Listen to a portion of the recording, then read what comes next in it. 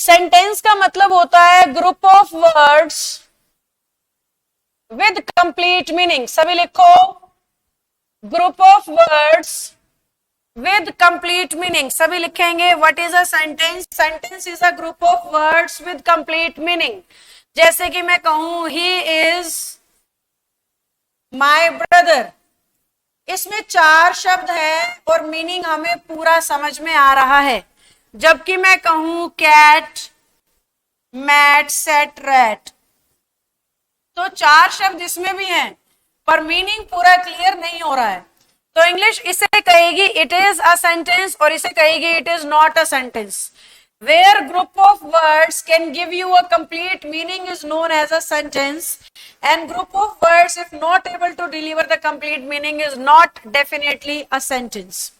So basically he is my brother, yeah I should say you are my friend,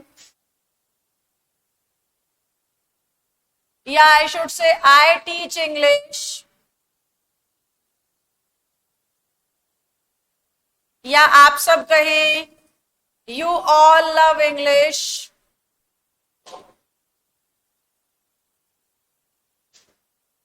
तो these are the examples of sentences because you are my friend giving us a complete sense.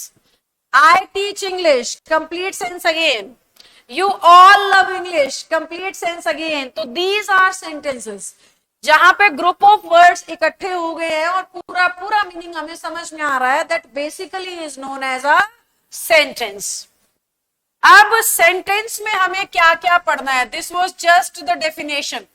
Now let me show you the whole topic of sentence.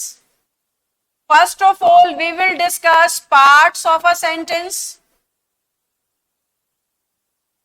then we will discuss types of a sentence. In types we will go for types of sentence on the basis of meaning and types of sentence on the basis of creation. On the basis of meaning we have got 5 styles of sentences. One is a simple sentence known as affirmative declarative as well. Another type we are going to discuss is interrogative sentence. After that we will be doing imperative sentences. We will discuss about optative sentences and we will go for exclamatory at the end. Exclamatory sentences. On the basis of creation I will teach you simple sentence again. After that compound sentences, and then I will be teaching about complex sentences. I am just showing you the whole topic कि हम कितना पढ़ने वाले हैं, बस वो दिखा रही हूं आपको। One by one I will be teaching, don't worry. Parts of sentence basically two. One is subject and another is predicate. I will discuss both.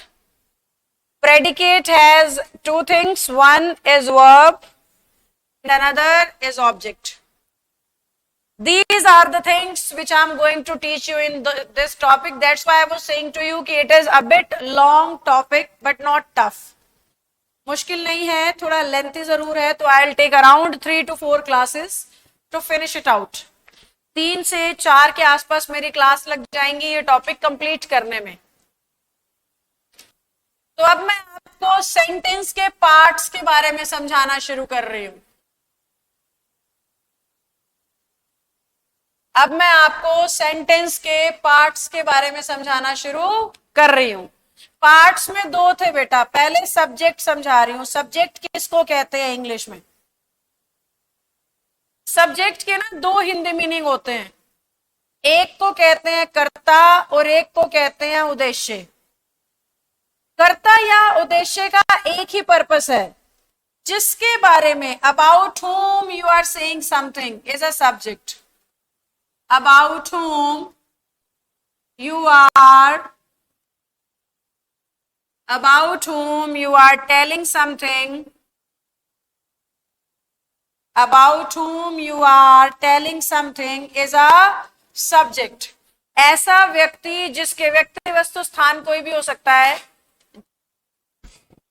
देखो बेटा सीधी सी भाषा में समझो, सब्जेक्ट का मतलब है जिसके बारे में ना सेंटेंस में कुछ कह रहे हैं, जिसके बारे में सेंटेंस में कुछ बता रहे हैं।